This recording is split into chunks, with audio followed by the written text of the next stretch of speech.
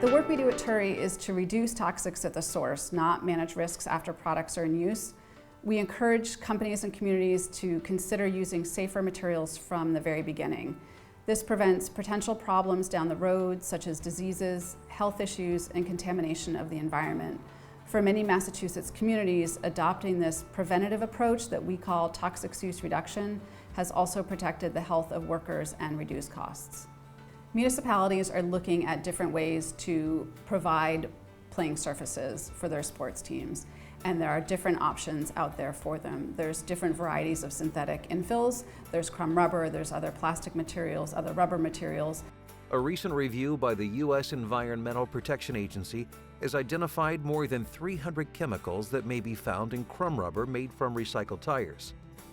These include metals such as lead and zinc, volatile organic compounds, or VOCs, polyaromatic hydrocarbons, or PAHs, phthalates, and a variety of other chemicals.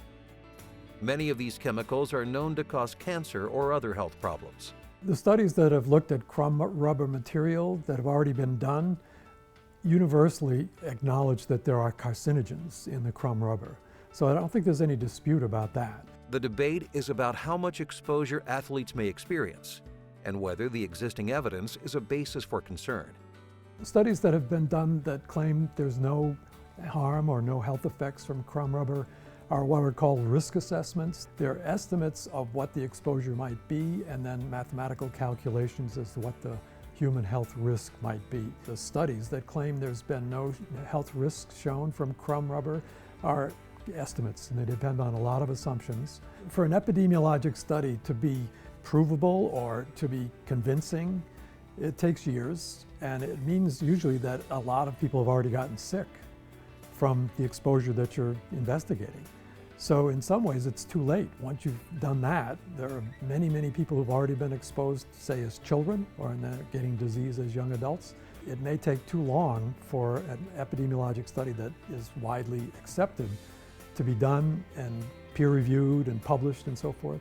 And already too many people have been exposed to harmful substances. Children in particular are more vulnerable to toxic chemicals for a number of reasons.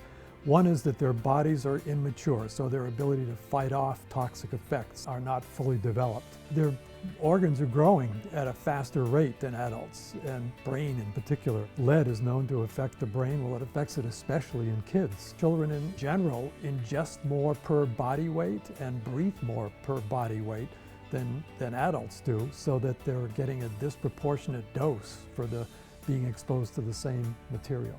If I were a parent, or I was advising a parent in a town that was considering an artificial turf surface for some playing field, I would really consider what are the options, what are the alternatives. Alternatives to crumb rubber include other types of synthetic rubber, plastic products, and plant or mineral-based materials. These materials may contain fewer toxic chemicals than recycled tires, but they have not been studied thoroughly. So it's important to research the options carefully. Concerning these infill materials, and this is certainly relevant to the plastics and rubbers, although I would say to some extent it's relevant to all of them. In a lot of cases we don't know entirely all the ingredients. We might know a general class that the infill material belongs to, so we can say, well, this one came from waste from the shoe manufacturing. But we won't necessarily know exactly what plastic with exactly what additives in it was used to make that material. Before purchasing an infill, ask for information on the polymer and any additives, including stabilizers, plasticizers, fillers, or other ingredients. The organically managed natural grass turf fields are going to be the least toxic alternatives for towns to implement in their playing fields. It has been my experience and my firm belief that the more widespread adoption of organic or natural practices is simply limited by the lack of education on how to do it.